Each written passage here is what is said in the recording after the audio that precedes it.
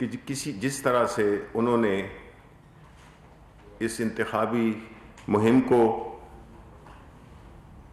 چلایا، اس میں حصہ لیا، جس گرمجوشی سے، جس ولولے سے انہوں نے اپنی انتخابی مہم چلائی، امن و امان کی کوئی سچویشن نہیں پیدا کی، تو ان کا میں حکومت کی طرف سے شکریہ ادا کرنا چاہتا ہوں۔ اور ساتھ میں یہ بھی کہنا چاہتا ہوں کہ جس طرح سے انہوں نے ہمارے کینڈیڈیٹس کے جلسوں میں شرکت کی، بھرپور طریقے سے جس طرح سے انہوں نے پذیرائی دی ہمارے کینڈیڈیٹس کو، ہمارے جو لیڈرز تھے جس طرح کے وہ گئے اس کی انتخابی مہم میں جو حصہ لیا، جس طریقے سے ان کا والہانہ استقبال کیا،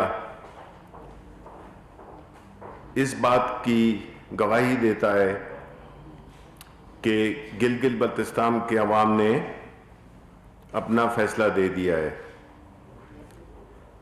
اس کے ساتھ ساتھ میں یہ بھی کہوں گا کہ گلگت بلتستان کے عوام، ان کی جو ایک بڑی تاریخی پارٹیسپیشن رہی ہے، جس طرح کہ انہوں نے اپنی انتخابی مہم میں حصہ لیا، ہر خاص عوام نے، اس سے یہی ظاہر ہوتا ہے کہ وہ اپنے علاقے کے مستقبل کے بارے میں عملی طور پہ کچھ کرنا چاہتے ہیں۔ اس میں کئی مسائل کا بھی ذکر ہوا، اور جو اپوزیشن کی جماعتیں ہیں جو کہ انتخابی مہم میں حصہ لے رہی ہیں یا لے رہی تھیں، انہوں نے گلگت بلتستان کے کو درپیش مسائل کا ذکر کیا،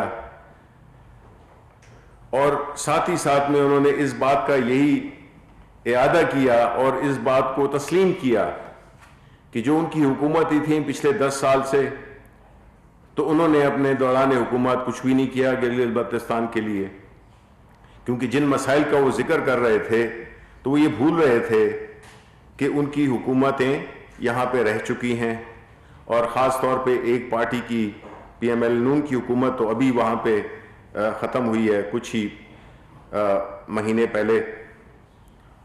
تو اگر انہوں نے اپنے دور اقتدار میں گلگت بلتستان کے لیے کچھ نہیں کیا، تو گلگت بلتستان کے عوام یہ جاننا چاہیں گے کہ کیا وجہ ہے کہ وہ اس بار وہ کام کریں گے جو کہ وہ پہلے نہیں انہوں نے کیے۔ جس طرح کا ماحول بنایا جا رہا ہے، اس سے تو یہی ظاہر ہوتا ہے کہ اپوزیشن یہ مان چکی ہے، ان کی تقریروں سے، ان کی باتوں سے یہی لگتا ہے کہ وہ دھاندلی کا ڈھونگ رچا کر اپنی شکست کو کچھ ایک شکل سی دینا چاہتے ہیں، ایک مہذب سی شکل دینا چاہتے ہیں۔ لیکن گلگت بلتستان کے عوام نے جس طرح سے پرائم منسٹر عمران خان سے محبت کا جو اظہار کیا ہے، جس طریقے سے مختلف پولز بھی یہی بتاتے ہیں کہ پی ٹی آئی انشاءاللہ اپنے کینڈیڈیٹس اس کے الیکشن جیتیں گے، بھرپور انہوں نے محنت کی ہے، اور ہم نے یہ بھی آپ سے ریکویسٹ کرنی ہے میڈیا سے کہ اس ڈھونگ کو غلط ثابت کرنے کے لیے آپ سے ریکویسٹ ہے کہ وہاں پہ جائیں، بھرپور طریقے سے کوریج کریں، پولنگ سٹیشنز، ہر پولنگ سٹیشن جائیں، کوریج کریں۔ اور ہمارے تو ایک وزیر نے یہ بھی کہا ہے کہ اگر وہ چاہتے تو انہوں نے جو سجیسٹ کیا تھا کہ وہ کیمراز بھی لگا دیتے، کیونکہ پاکستان تحریک انصاف جو کہ ایک ایسی جماعت ہے جس نے کہ ہمیشہ ٹرانسپیرنٹ اور آزاد الیکشنز کی جدوجہد کی ہے، وہ جدوجہد جو کہ آپ کو یاد ہوئی ہے، جو کہ دھرنے پہ منتج ہوئی، اس میں ہمارا پوائنٹ ہی یہی تھا کہ الیکشنز ٹرانسپیرنٹ ہونے چاہیے، اور اسی سلسلے میں ہم نے قانون سازی کو بھی فورس کیا مجبور کیا پی ایم ایل این حکومت کو کہ وہ الیکٹورل ریفارمز لائے، اور وہ کمیٹی بنی جس میں کہ میجورٹی انہی کی تھی، اور جو الیکٹورل ریفارمز ہوئے اسی کی بیانیات پہ 2018 کا الیکشن بھی ہوا۔ تو ہم نہیں چاہتے کہ یہ کسی نہ کسی بہانے، بیکاز ان کا جو رویہ ہے، ان کی جو طریقہ کار ہے، جو کہ ہم نے ہمیشہ دیکھا ہے، جو آج کل بھی سن رہے ہیں مختلف جلسوں میں، کہ الیکشن وہ درست ہوتے ہیں جس میں کہ یہ لوگ جیتے ہیں، ججز وہ ٹھیک ہوتے ہیں جو کہ ان کے حق میں فیصلہ دیں۔ تو پسند کے نتائج حاصل کرنا ان کے لیے ایک ہمیشہ کا ان کا ایک بنیادی ستون رہا ہے، ان کی جتنی بھی سیاست ہے۔ اگر وہ نہ ہو تو وہ پھر اس جج سے برا کوئی جج ہے نہیں، اور اگر ہار جائیں تو پھر دھاندلی ہوئی ہے۔ تو ان کا جو یہ رویہ ہے، یہ بنیادی طور پہ اس سوچ کی عکاسی کرتا ہے کہ جس طرح اگر آپ پی ایم ایل این کی لیڈرشپ کے بیانات دیکھیں جو سوات میں ہوئے، جو اور جگہوں پہ ہوئے، پہلے تو یہ طے کر لیں کہ یہ چاہتے کیا ہیں۔ آئے روز ایک نیا میثاق بنانے کی، اب مجھے پتہ چلا ہے کہ وہ جو 15 کو ہونا تھا وہ بھی اب 17 کو ہو گیا ہے، جو نیا ایک میثاق بنا رہے ہیں، ایک اور میثاق بنا رہے ہیں جس کی کہ یہ خود دھجیاں اڑانے میں ماہر ہیں، اور ماضی کو ریکارڈ رکھتے ہوئے پی ایم ایل نون پہ اعتبار بھی نہیں کیا جا سکتا، جس طرح کہ انہوں نے کیا تھا کہ سب کو بائیکاٹ کرا کے اور پھر آخری دن خود الیکشن میں حصہ لے لیا۔ کیا کر رہی ہے پاکستان مسلم نون کی قیادت؟ کچھ موروثی لیڈر ہیں ان کے جو کہ یہ کہہ رہے ہیں کہ اگر تو ایک الیکٹڈ حکومت کو گھر بھیج دیا جائے، اور مدد کس سے لی جا رہی ہے، کس ادارے سے لی جا رہی ہے، وہ وہی ادارہ ہے جس کے والد صاحب جن کے والد صاحب نے اس ادارے کو اپنا ہدف بنایا ہوا ہے، اٹیک کیا ہوا ہے۔ تو ان کی جو متضاد سوچ ہے، متضاد باتیں ہیں، وہ اس چیز کی اس ایک بات عیاں ہوتی ہے کہ یہ لوگ نہ تو جمہوریت پسند ہیں، نہ ان کا رویہ جمہوری ہے، نہ ان کی ذہنیت جمہوری ہے۔ یہ اقتدار کی ہوس میں اپنے کاروبار کو دوام دینے، عوام کے وسائل کو لوٹنے، اور پھر اس کی بچت کے لیے سیاست کا لبادہ، پولیٹیکل وکٹمائزیشن کا نعرہ یہ لگاتے ہیں۔ اب پاکستان بدل چکا ہے، اور اس قسم کی باتیں، جو یہ باتیں کرتا ہے، میں یہ سمجھتا ہوں نہ وہ جمہوریت کا خیر خواہ ہے، بیکاز کس طرح سے آپ ایک الیکٹڈ جمہوری حکومت کو آپ مدد مانگ رہے ہیں کہ جن کو گھر بھیجا جائے تو پھر ٹھیک ہو جائیں گے آپ، پھر آپ کی بات، پھر آپ ادارہ بھی بہترین ادارہ ہوں گے، اور آپ کا جو بھی فیصلہ ہوگا وہ ہمیں منظور ہوگا۔ یعنی کہ ایک پارٹی جس نے کہ جمہوریت کا لبادہ اوڑھا ہوا ہے، وہ ایک منتخب حکومت کو گھر بھیجنے کے لیے ایک غیر جمہوری طریقہ اختیار کرنے اور غیر جمہوری طریقے سے اس حکومت کو ہٹانے کی بات کر رہے ہیں۔ شرم آنی چاہیے۔ یہ جمہوریت پسند اپنے آپ کو کہتے ہیں، یہ ہو ہی نہیں سکتے جمہوریت پسند۔ ان کی تو موروثی پارٹیاں ہیں۔ کون ہے مریم نواز؟ کس کی بیٹی ہے؟ شہباز شریف کس کا بھائی ہے؟ یہ جتنے بھی رشتہ دار ان کی حکومتوں میں تھے، یہ کون ہے؟ بلاول بھٹو صاحب، ان کو بھی وراثت میں ملی۔ جمہوریت یہ ہوتی ہے۔ ہماری تو پارٹی الحمدللہ ایک ہمارے لیڈر نے شروع کی، زیرو سے شروع کی، 22 سال جدوجہد کی، اور آج اس مقام پہ اللہ تعالیٰ کے فضل سے ہیں کہ پاکستان کے سب سے پاپولر لیڈر ہیں۔ اور یہ میں نہیں، یہ سارے جو بھی باتیں ہوتی ہیں، جو سرویز ہوتے ہیں، یہ اس سے آیا ہے کہ عمران خان اس ملک کا مستقبل ہیں، اور پاکستان کے عوام کا مستقبل عمران خان سے جڑا ہوا ہے اللہ تعالیٰ کی مدد کے ساتھ۔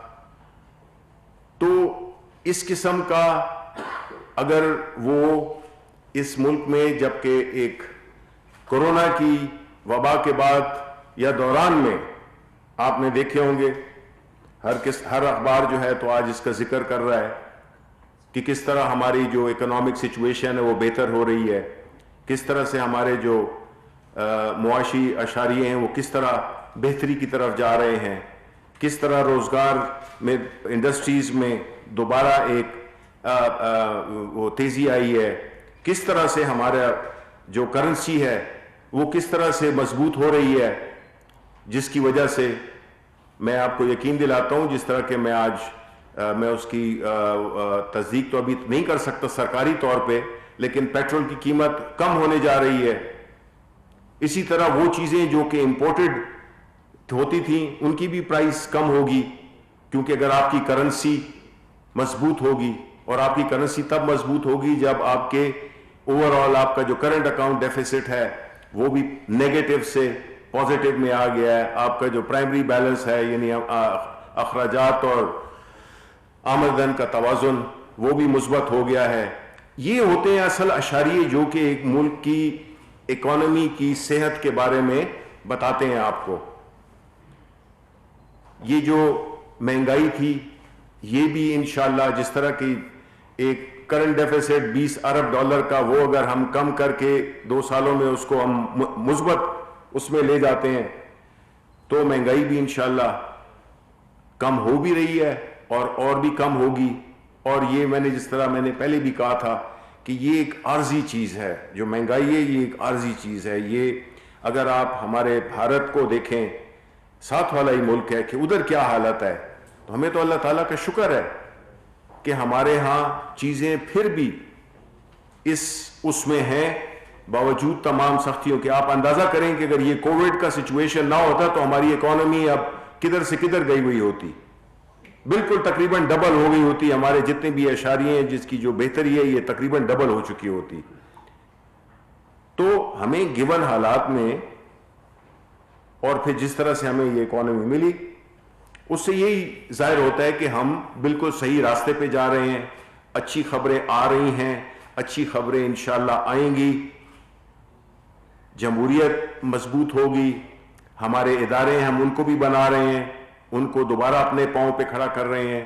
اور انشاءاللہ ہم یہی امید رکھتے ہیں کہ پاکستان کے عوام جنہوں نے کہ ہر مشکل میں بڑی بہادری سے مقابلہ کیا ہے، وہ ان کو اس کے ثمرات بہت قریب میں کچھ ملنا شروع ہو گئے اور کچھ ملیں گے. تو یہ تھی چند باتیں جو کہ میں جس کا ذکر کرنا چاہتا تھا، خاص طور پہ گلگت بلتستان کے. اور ساتھ ہی ساتھ میں اس سے پہلے کہ مجھے بھول جائے، میں اپنے جو ہندو برادری ہے ان کی جو دیوالی ہے ان پہ انہیں مبارکباد پیش کرتا ہوں. اور دوسری جو آخری بات جو کہ مجھے ضرور کہنی چاہیے کہ آپ نے دیکھا ہوگا کہ پریس کانفرنس ہوئی فارن آفس میں، اور جس میں کہ بھارت جس طرح سے اشتعال انگیزی کر رہا ہے اس کا ہم ہر سطح پہ اس کو ہم نے اس کی مذمت بھی کی ہے اور اس کو ہم عالمی سطح پہ بھی اٹھائیں گے. اور ہم جو بھارت جو کہ ہمیشہ ہمارے ملک کو ڈیسٹیبلائز کرنے کی کوشش کرتا ہے اس میں اس کو منہ کی کھانی پڑے گی جس طرح کے ماضی میں. شکریہ. ریحان شیخ آئی حکومت کی طرف یا اپوزیشن کی طرف یہ کہا جا رہا ہے کہ گلگت بلتستان سوات کے جلسوں میں جو زبان ہے وہ ٹھیک استعمال نہیں کی جا رہی. ابھی سوات جلسے میں نون لیگ کے جو جاوید لطیف صاحب ہیں انہوں نے بھی کافی جو ہے وہ زبان استعمال کی. اس کے بارے میں آپ کیا کہتے ہیں؟ دیکھیں جی، میں یہ آپ نے اچھا ہے کہ یہ سوال پوچھا، کیونکہ عام طور پہ یہ تاثر دیا جاتا ہے بعض لوگوں کے بارے میں کہ یہ جو اس قسم کی باتیں ہیں یہ پی ٹی آئی نے شروع کی ہیں. میں آپ کو یاد دلانا چاہتا ہوں کہ یہ خاص طور پہ اس قسم کی گفتگو، اس قسم کی جو ایک بلو دا بیلٹ جس کو کہتے ہیں حرکتیں، یہ پاکستان مسلم لیگ نون نے شروع کی. انہوں نے بے نظیر بھٹو کی تصاویر گرائیں، انہوں نے بے نظیر کے بارے میں بہت ہی گھٹیا قسم کی زبان استعمال کی. انہوں نے پھر جمائمہ کے بارے میں انہوں نے بڑی غلط باتیں کی، ان پہ غلط کیسز لگائے. پھر انہوں نے ہماری فرسٹ لیڈی کے بارے میں بڑی غلط باتیں کی جن کا کہ حقیقت سے نہ کوئی تعلق، اور ایک ایسی خاتون جن کا کہ سیاست سے کوئی تعلق نہیں ہے، ان کے بارے میں انہوں نے باتیں کی. پھر وہ ایک پیپلز پارٹی کے ہیں ناصر حسین شاہ، جس کو کہتے ہیں، اس کو نہیں کیا نام ہے، ناصر شاہ ہے، ناصر حسین شاہ ہے. یہ وہی شخص ہے جو کہ پارلیمنٹ میں بیٹھ کے سہر انصاری کو جس زومانی گفتگو کی تھی، اس کا بھی ریکارڈ آپ کے سامنے ہے. اسی طرح یہ جو جاوید لطیف ہے، آپ کو یاد ہوگا کہ اس نے ہمارے ایم این اے کے بارے میں، ایم این اے کی فیملی کے بارے میں، ان کی بہنوں کے بارے میں جو فحش اور غلط زبان استعمال کی تھی، وہ بھی ریکارڈ کا حصہ ہے. تو یہ کون ہوتے ہیں؟ کس منہ سے آپ کے جو بہت وہ جو ایک سوڈو انٹلیکچوئل ہیں خواجہ آصف، انہوں نے ہماری ایم این اے کے بارے میں کیا زبان استعمال کی تھی؟ ہمارے بارے میں بتائیں کہ جی ہم نے کسی کے بارے میں اس قسم کی باتیں کی ہیں. ہمارے تو جو باوجود اس کے کہ ہمارا سخت سیاسی اختلاف تھا، ہم نے ہمیشہ نواز شریف کی جو اہلیہ تھی ان کا بڑے احترام سے، پرائم منسٹر صاحب سے لے کر اور نیچے تک بڑے احترام سے ہم ان کا نام لیتے تھے. ایک بڑی زبردست خاتون تھیں. تو ہم نے تو یہ کام نہیں کیے ہیں، یہ تو کیے انہوں نے. اس قسم کی زبان اور اس قسم کا رویہ، بلیک میلنگ اور دھمکیاں دینا، یہ غلط زبان استعمال کرنا، اس کے میں نے آپ کو آپ کے چند واقعات میں نے آپ کو بتا دیے ہیں. تو اس کا فیصلہ آپ کریں کہ جی یہ کون کرتا ہے، اور وہ لوگ پھر باتیں بھی کرتے ہیں. جی sir, this is me from Qasim daily post international Bhagwan TV وی. سر آپ نے کہا کہ ہماری جو معاشی اشاریہ ہیں وہ بہتر ہو رہے ہیں، ٹھیک ہے، لیکن سر مہنگائی تو وہاں کی وہیں پہ اسٹل ہے، غریب آدمی تو ابھی بھی پیس رہا ہے. اس کے لیے آپ اس غریب عوام کے لیے سر آپ کیا کہہ رہے ہیں؟ جی دیکھیں، اس میں کوئی شک نہیں ہے. پہلی بات تو یہ ہے کہ آپ کیا، جیسے کہ آپ کے جسم کو ایک بہت ہی خدا نخواستہ ایک بیماری لاحق ہو، ٹھیک ہے، اور آپ ایک وہ میں کہوں گا کہ جس طرح کہ ہمیں اکانومی ملی تھی، اس کے بعد محنت کر کر کے، علاج کر کر کے، آپ کے جو صحت کے جو بھی آپ کا جو ٹیسٹ کراتے ہیں تو آپ کے ساری صحت مند آپ ہو جاتے ہیں. لیکن یہ ہے کہ آپ کے پاؤں میں، انگلی میں درد ہو رہا ہے، تو آپ یہ تو نہیں کہہ سکتے کہ میں بالکل صحت مند نہیں ہوا ہوں. وہ درد اپنی جگہ پہ اہم ہے، لیکن میں اس درد کو اس لیے کہہ رہا ہوں کہ یہ درد جو ہے تو بڑا عارضی ہے، جبکہ وہ پوری جو اکانومی، جو معیشت کو ٹھیک کرنا، وہ ایک بہت بڑا چیلنج تھا. آپ بتائیں $20 ارب کا آپ کے پاس میں دینے ہوں، پیسے آپ کے پاس ہیں نہیں، لونز کی قسطیں دینی ہیں، $10 ارب آپ نے سالانہ دینے ہیں. قرضوں کا کیا ہوتا ہے کہ جو آپ نے لیے تھے وہ جب ہماری حکومت آئی وہ اس وقت اس کی ڈیو ہو گئے، پیمنٹ دینی پڑ گئی. تو جب آپ کے پاس ڈالر نہیں ہوں گے، پیسے نہیں ہوں گے، تو پھر آپ کو کہنا پڑے گا کہ جی ہم اس کو کچھ اپنے پیٹ پہ سختی کر کے اور ہم اس کو ادا کریں. تو جو مہنگائی ہے اس میں بھی میں نے آپ سے کہا ہے کہ جی کچھ ایسے آئٹمز ہیں جو کہ امپورٹڈ ہوتے ہیں، جس طرح کہ گھی ہو گیا، جس طرح کہ پیٹرول ہو گیا، جس طرح کہ دالیں ہو گئیں. یہ ایسی چیزیں جو کہ آپ امپورٹ کرتے ہیں، درآمد کرتے ہیں، اس کے لیے آپ کو ڈالر دینے پڑتے ہیں. اگر آپ کی ڈالر کی قیمت جو کہ پہلے مصنوعی طور پہ رکھی گئی تھی، اور وہ مصنوعی طور پہ یہ نہیں ہے کہ یہ آپ کی خواہش ہو، مصنوعی کرنسی کو رکھنے کے لیے آپ کو مارکیٹ سے میں ڈالر بیچنے پڑتے ہیں کہ اس کی سپلائی جب زیادہ ہو جاتی ہے تو اس کا ریٹ بہتر ہو جاتا ہے، اور وائس ورثہ. تو $25 ارب آپ کے حسابدار جو کہ بڑے وہ اکانومسٹ تھے، انہوں نے $25 ارب اس ملک کے جو بلین ڈالرز، انہوں نے کرنسی کو آرٹیفیشلی کہ چیزیں آسان ہوں. دو نقصان ہوئے، لوگوں نے انڈسٹری لگانی چھوڑ دی، ڈی انڈسٹریلائزیشن. آپ دیکھ لیں پاکستان بزنس کاؤنسل کے پورے اس میں گراف میں دیکھ لیں آپ کہ ان کے دور میں، کیونکہ انڈسٹری کوئی لگا ہی نہیں سکتا تھا، کیونکہ منگوانا امپورٹ کرنا زیادہ سستا تھا. نتیجہ یہ ہے کہ آپ کو کہیں نہ کہیں قیمت ادا کرنی پڑتی ہے. اگر میں نہیں کروں گا میرے بچے کریں گے، میرے بچے نہیں میرے نواسے کریں گے، لیکن قیمت ادا کرنی پڑے گی. وہ یہی ہو رہا ہے. اب جو یہ دیکھیں نا، کو آپ کیوں انڈر اسٹیمیٹ کرتے ہیں جی؟ دیکھیں یہ ایک ایسی وہ ہے کہ آپ نے انڈیا میں دیکھیں گروتھ کیا، ہر روز آ کے کہہ دیتے ہیں جی 5.8 ہم گروتھ چھوڑ کے گئے تھے. ہم تو ایسے موقع میں جس میں کہ ہمارا ہمسایہ ملک کی جو گروتھ ہے پروجیکٹڈ وہ -10% ہے اور ہماری الحمدللہ وہ 2% ہے. اب کہنے کو تو آپ کہیں گے جی 2% تو بڑی کم ہے، لیکن آپ جو حالات ہیں اس وقت عالمی حالات ہیں، کورونا نے تباہ و برباد کر دی ہے ساری معیشتوں کو، اس میں اگر ہم تیر بھی رہے ہیں، سر ہمارا پانی سے اوپر ہے، یہ بھی الحمدللہ.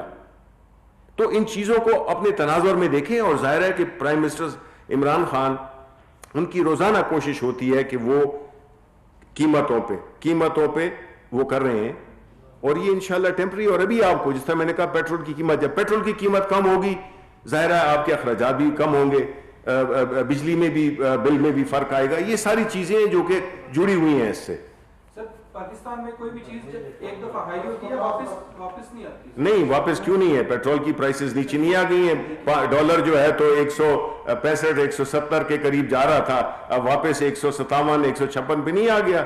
تو نہیں، ایسی بات نہیں ہے کہ کبھی نہیں آتی ہیں. ہم نے یہ بھی دیکھا کہ جو نون کی حکومت جو تھی اس میں جو انفلیشن ریٹ تھے وہ بہت ہائی بھی تھے. یہ وہ زمانہ ہے جس میں کہ دال مہنگی ہو گئی تھی تو یہ انہوں نے اسحاق ڈار نے کہا تھا کہ چکن کھائیں. یہ وہ زمانے بھی ہیں. تو ایگری کرتا ہوں، لیکن یہ چیزیں جو ہیں نا بہتری کی طرف جا رہی ہیں. آپ اخبارات دیکھیں، ساری large scale manufacturing, motorcycle, ان کی سیل بڑھ رہی ہے، گاڑیوں کی سیل بڑھ رہی ہے. آپ کی جو انڈسٹری ہے اس میں فیصل آباد میں ان کے پاس الحمدللہ ماشاءاللہ ان کے پاس اور آرڈر لینے کی گنجائش نہیں ہے. ساری لوم، ساری وہ چیزیں اپنے اس پہ ہو گئی ہیں. یہی آپ کا ایک انجن ہوتا ہے نا. جیسا کہ آپ کو معلوم ہے پچھلے بھی آپ سے پوچھا گیا تھا تو چینل 24 جو کہ پچھلے 75 دن سے بند ہے، جو کہ 2.5 ماہ بنتے ہیں، تو 1000 کے قریب ورکر بھی اسٹیک پر اس کی جاب تھی. جو ایلیگیشن تھا اس حوالے سے معافی بھی جو ہے ایکسکیوز جو نشر کر کے پیمرا میں جمع کرائی گیا، لیکن اب اس کو پچھلے 2 ہفتے پہلے سیٹلائٹ سے بھی آف ایئر کرا دیا گیا ہے. اس حوالے سے آپ کیا کہیں گے، کیا وے آؤٹ ہے، اس کا کیا قانون ہے کہ اس کو دوبارہ بحال کیا جائے؟ دیکھیں، کسی بھی چینل کو بند اس وجہ سے نہیں کیا جاتا کہ حکومت یہ چاہتی ہے کہ یہ چینل بند ہو جائے. یہ ایک آپ کے اپنے جو ایک قانون جس کے تحت ملک چلتا ہے اور جس کے تحت آپ کے معاہدے ہوتے ہیں، جس چیز کے لیے معاہدے ہوتے ہیں. اگر لائسنس موٹر سائیکل کا ملا ہے تو جہاز کا آپ یہ نہیں کہہ سکتے کہ آپ جہاز اڑائیں گے. ہر چیز کا اپنا ایک ڈسپلن ہے، اس کی کچھ ریکوائرمنٹس ہیں. وہ اگر پوری نہیں ہوں گی تو ظاہر ہے کہ پھر مشکلات آئیں گی. اور یہ پیمرا کا ڈیسیجن ہے اور میرے خیال میں اس کا تو آپ کورٹ بھی گئے تھے، جو نارملی کورٹ سے ان کو کچھ کو ریلیف مل گئی، آپ کو ریلیف نہیں ملی ہے.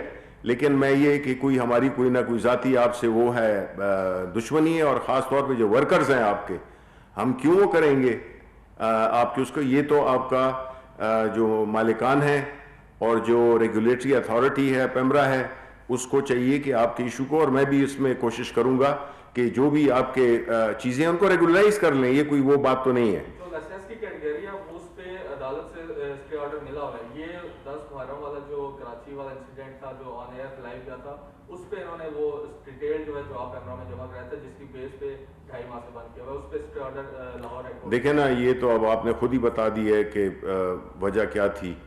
تو ظاہر ہے کہ جب تک کوئی جزا و سزا معاشرے میں نہیں ہوگی، ایک ایسے ایشو کو کھڑا کر دینا جس کا کہ ملک کی امن و امان اور ملک میں جو ایک ہارمنی ہے، جو ایک اکٹھ پن ہے، اس کو تو نہیں ڈیمیج کیا جا سکتا. بہرحال میں آپ کے جو امپلائیز ہیں اس کے سلسلے میں میری پوری ہمدردی آپ کے ساتھ ہے اور میں خود اس کو دیکھوں گا. سر 2-3 سوال ہیں. تو جی بی کے حوالے سے 2 سوال کر لیں چل لیں. جی بی کا آپ نے ایک تو یہ بتا دیں آپ کے پاس کس کنوکشن سے آپ کہہ رہے ہیں کہ ہم جیتیں گے، تو اس کی وجوہات بتا دیں. دوسرا، اگر ادروائز آپ کی توقعات سے نتیجہ آتا ہے اس کو ایکسیپٹ کریں گے. دوسرا، آپ نے پیٹرول کی پرائس کم کی ہے، پیٹرول کی پرائس کس لیے کم کرنے جا رہے ہیں؟ کیونکہ اس وقت جب سے آپ کی حکومت آئی ہے پاکستان کی ہسٹری کا ہائیسٹ ٹیکس سلیب ہے پیٹرول اور ڈیزل پر 30 روپے per liter. P D L ہے 17% G S T. Are you are going to آپ پی ڈی ایل کو کم کرنے جا رہے ہیں جو ہسٹری میں سب سے زیادہ ہے، یا کوئی اور ہے؟ ایک اور ہے کہ آئی ایم ایف سے پروگرام آپ کا ریوائو ہونے جا رہا ہے، دیکھیں جی اس میں جو ان کے ساتھ جو ایگریمنٹ ہونے جا رہا ہے اس میں 1.5 روپے پر یونٹ آپ بجلی مہنگی کرنے جا رہے ہیں، اور جی ایس ٹی اور انکم ٹیکس کی جو ایگزمپشن ہے وہ ساری ودرا ہونے جا رہی ہے 1 جنوری سے. تو آپ کس طرح پھر انفلیشن کو کم کریں گے؟ پہلی بات گلگت بلتستان کی کیا وجہ ہے کہ ہم اتنے کانفیڈنٹ یا مثبت سوچ رکھتے ہیں؟ پہلی بات تو یہ ہے کہ ہم یہ سمجھتے ہیں کہ جو گلگت بلتستان میں جو 2 پارٹیز پہلے حکومت کر چکی ہیں اور جس کا انہوں نے اپنی خود تقریروں میں رونا رویا کہ ان کی صحت کا مسئلہ ہے، ان کی تعلیم کا مسئلہ ہے، ان کے کاروبار بے روزگاری کا مسئلہ ہے، اور کوئی کتنے مسائل انہوں نے بتائے. تو اس کا مطلب تو یہ تھا کہ انہوں نے خود اعتراف کر لیا کہ جی ہم کوئی کام کر نہیں سکے. تو ذہن میں سوال یہ آتا ہے اگر یہ پہلے نہیں کر سکے تو اب کیا گارنٹی ہے کہ یہ کر سکیں گے؟ اور جو حکومت ہے اس نے ظاہر ہے گلگت بلتستان کے لیے آلریڈی ہم سمجھتے ہیں کہ ہم نے کچھ ایسے کام کیے ہیں، اور ہم یہی امید رکھتے ہیں کہ جو حکومت نہیں آئے گی ہم اس کو جس طرح جنوبی بلوچستان میں ہم نے پیکج دیا سب سے تاریخ کا بڑا، ٹھیک ہے، وہاں پہ ہماری حکومت بھی نہیں ہے اس لحاظ سے، ہماری کوئی نہ وہاں سے الیکٹ ہوئے ہیں. مقصد یہ ہے کہ جو پرائم منسٹر صاحب کا جو ویژن ہے وہ یہی ہے کہ وہ ادارے وہ علاقے جو کہ بہت بڑا پوٹینشیل رکھتے ہیں ترقی کا، ان کو حکومت اگر تھوڑا سا بھی سپورٹ کرے تو ان کا پورا مستقبل بدل سکتا ہے. ہم ادھر کا جو ایریاز ہیں، ٹورزم ہو گیا، ہیلتھ ہو گئی، ایجوکیشن ہو گئی، اس ساری انڈسٹریلائزیشن کس طرح سے سی پیک میں ان کو ہم نے سمونا ہے کہ وہ اس کے بینیفیشری ہوں، کیونکہ ہوتا ہی شروع ادھر سے ہے. اسی طرح وہاں پہ جو انوائرمنٹ ہے، وہاں کے جو لوکل جو ان کے ایسٹس ہیں، جو کہ ان کے منرلز ہیں یا جو اور ان کی پروڈکٹس ہیں، اس کو ہم نے کس طرح سے پاکستان کی اکانومی کے ساتھ جوڑنا ہے اور کس طرح سے اس علاقے کے پوٹینشیل کو بڑھانا ہے. یہی ہماری باتیں ہوئی ہیں. ہمارے جو لیڈران گئے تھے اور عوام کے ساتھ جو ہمارا انٹریکشن ہوا ہے اور جو پذیرائی ہمیں ملی ہے، تو ظاہر ہے اسی پہ بیس پہ ہم یہ کہتے ہیں. اور پھر ہم نے تو یہ نہیں کہا دھاندلی کا شور تو شروع سے ہو گیا تھا، 1 ہفتے سے یہ منترا یہ کرنے لگے اپوزیشن والے. تو ہم تو یہی سمجھتے ہیں نا کہ جو کانفیڈنٹ ہوتا ہے وہ تو اس طرح کی باتیں نہیں کرتا کہ جی یہ اس دفعہ پرچہ چونکہ بڑا آؤٹ آف وہ آئے گا، سلیبس آئے گا. یہ تو مطلب ہے کہ آپ آلریڈی آپ نے اعلان کر دیا ہے کہ جی آپ فیل ہو رہے ہیں. دوسری بات یہ ہے کہ جو آپ نے کہا ہے کہ پیٹرول کی پرائسز کا، آپ پیٹرول کی پرائسز دیکھیں جی، یہ تو ایک تو یہ ہے کہ یہ عالمی منڈی سے جڑے ہوتے ہیں. دوسری یہ ہے کہ جو آپ کی جو ٹیکس ریکوائرمنٹس ہوتی ہیں، آپ کو پتہ ہے کہ اس ملک میں ایک سیریس ٹیکس کا پرابلم ہے. کئی ایسے اور انڈائریکٹ ٹیکسز ہیں جس میں کہ آپ کو پتہ ہے جو کہ میجورٹی ہے 60 سے 62% آپ کے انڈائریکٹ ٹیکسز ہیں. اب ظاہر ہے وہ اوور نائٹ تو چینج نہیں ہوں گے، اور خاص طور پہ ایک ایسے ماحول میں جس میں کہ کورونا ہو، جس میں کہ اقتصادی سرگرمیاں وہ والی نہیں تھیں جو کہ ہونی چاہیے.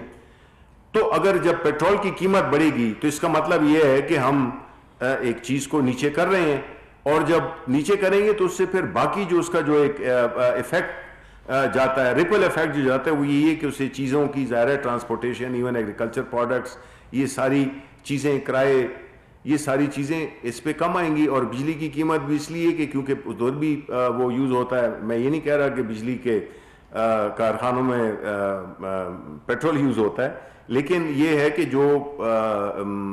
جو بھی انرجی استعمال ہوتی ہے اگر اس کی پرائسز کم ہوں گی، اور جو کہ اکراس دا بورڈ ہوں گی، کہ ہائی اسپیڈ ڈیزل آئل بھی اور جتنے بھی وہ ہیں، چاہے مٹی کا تیل ہو، سب پرائسز نیچے آئیں گی. تو ہمیں ایک بنیادی طور پہ، آپ کو پتہ ہے میں نے اس دن بھی آپ کو پریس کانفرنس میں کہا تھا کہ جو ہمارے جو صرف ملک کے اگر ہم جو قرضے اس پہ سود جو ہم دیں تو ہمارے پاس 0 پیسہ بچتا ہے. ہم ہر چیز قرضے پہ لے رہے ہیں. ہمارا سارے ڈیولپمنٹ ورکس ہو گئے، ہماری تنخواہیں ہو گئیں، ہمارا ڈیفنس بجٹ ہو گیا ہے، یہ سارا قرضے پہ ہے. تو اب مطلب ہے کہ یہ تو آپ کہیں گے جی ماضی میں بھی ایسا تو، تبھی تو یہ ہے کہ ابھی اس حالت میں ہم پہنچ گئے ہیں کہ جس میں ایک حد ہوتی ہے نا. ایک چیز اس طرح تو آپ یہ نہیں کہ قرض کی میں ہمیشہ تو آپ نہیں پی سکتے ہیں. وہ جب فاقہ مستی رنگ لاتی ہے نا، وہ پھر اس سے یہی صورتحال پیدا ہوتی ہے جو کہ ہوئی ہے. جی آئی ایم ایف کا کیا پروگرام ریوائو ہونے جا رہا ہے جی؟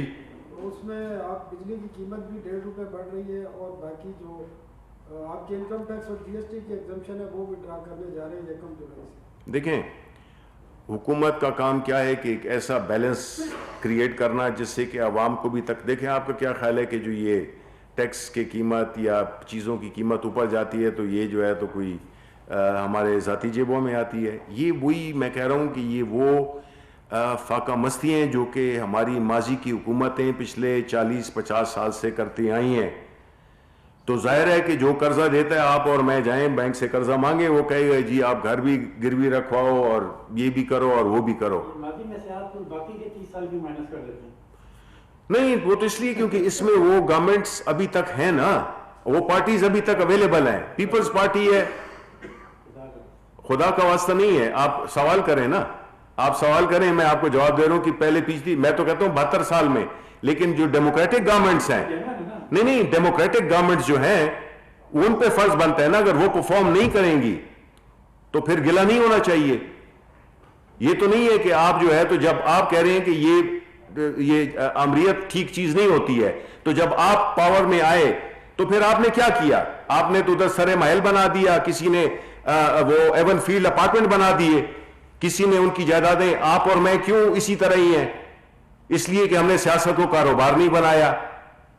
تو ہم تو کہیں گے, بار بار کہیں گے کہ یہ 20 سال یا 30 سال جن کی حکومتیں تھیں انہوں نے اس ملک کا بیڑا غرق کیا ہے.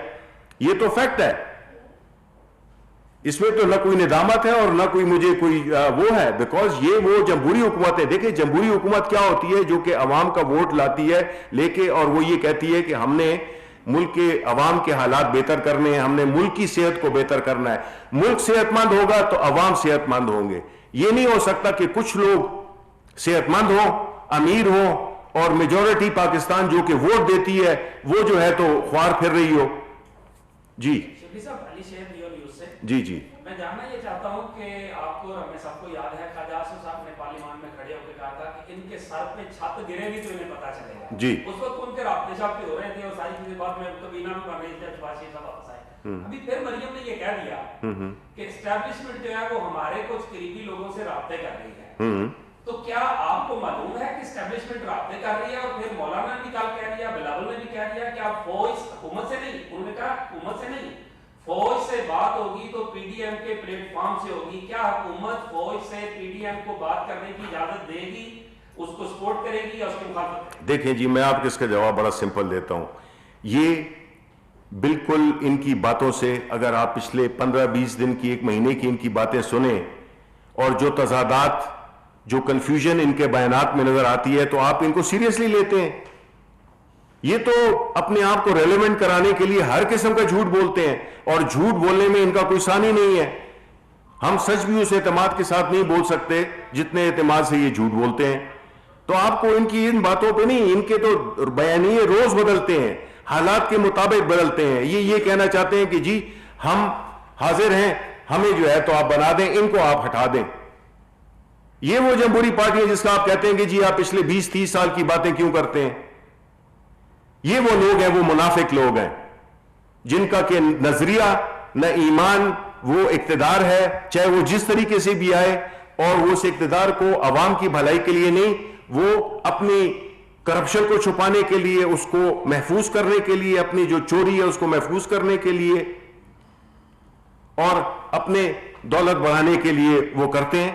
عوام سے کیا ہے مطلب ہے کہ اگین میں سے کہ کیوں ایسی وجہ ہے کہ ہم ایسی حالت میں کیوں خزانے خال کے چھوڑ کے جاتے ہیں. آپ دیکھیں نا انہوں نے جو آخری سال الیکشن کے سال سے 1 سال پہلے کس طرح سے انہوں نے وہ کیے, خزانے کھولے انہوں نے, اور انہوں نے کرنسی کو بھی ریویلیو کیا. آپ کو یاد ہوگا ٹیکس بھی نیچے لے آئے تھے مفتہ اسماعیل.